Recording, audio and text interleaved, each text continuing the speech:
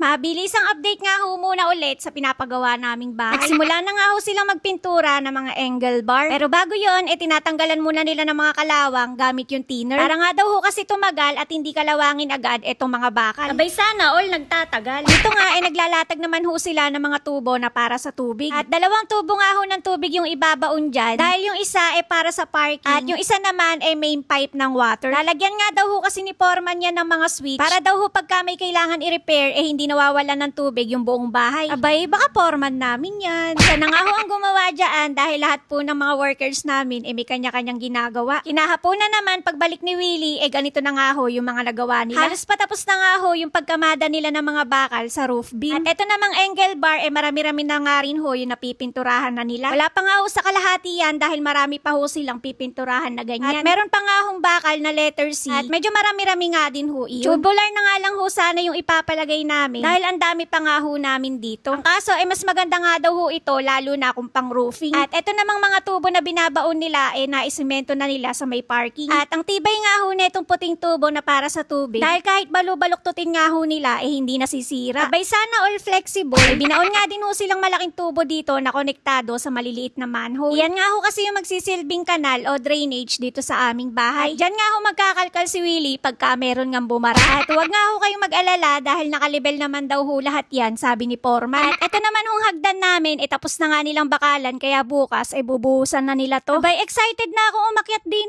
Lahat nga ho ng kinakamada nilang mga bakal dito sa aming roof beam halos patapos na. At bukas nga ho maikakabit na nila yung aming bubong. Abay, bakit ba masyadong nagmamadali? Lalatagan pa nga ho nila yan ng steel deck para nga ho doon sa aming attic. At ang dami na nga ho nagtatanong kung nakakamagkano na nga daw ho ako sa materyales. Hayaan nyo ho at pag nagka-time si Willie ipapaayos ko sa kanya para ho mai-explain ko din sa inyo ng maayos. Naka-excel naman ho sa kanya lahat ng lumalabas na gastos. At medyo busy din ho kasi siya kaya hindi ko pa makausap ng matindi. Sabi ko nga ho sa inyo tripling kayod yung ginagawa namin ngayon. Kaya kanya-kanyang mundo muna nga kami ngayon. Siya nga ho kasi ang nakatoka sa mga gantong bagay. At ako nga ho taga-bunga nga lang naman. At wag nga ho kayong mag-alala dahil iko-content ko naman talaga yun para kumita naman ako kahit paano. Abay, mindset ba? At ang dami ko nga hong nababasa na bakit daw walang lintel beam. Meron nga hong dalawang bakal yan na 16mm. At little beam nga ho ang tawag doon, hindi lintel beam. Sabi ko nga ho sa inyo, pwede ko naman kayong iseminar. At bilang engineer, handa ko naman kayong turuan. At marami pa nga ho kayong aabangan na kakaiba na ginagawa dito sa aming bahay. At least, hindi na kayo maninibago pag nakita nyo rin sa iba. Kaya hanggang dito nga ho muna ulit yung update ko sa inyo ngayong araw. Kaya naman, wag mo ang kakalimutang i-follow. Bukas na lang ulit.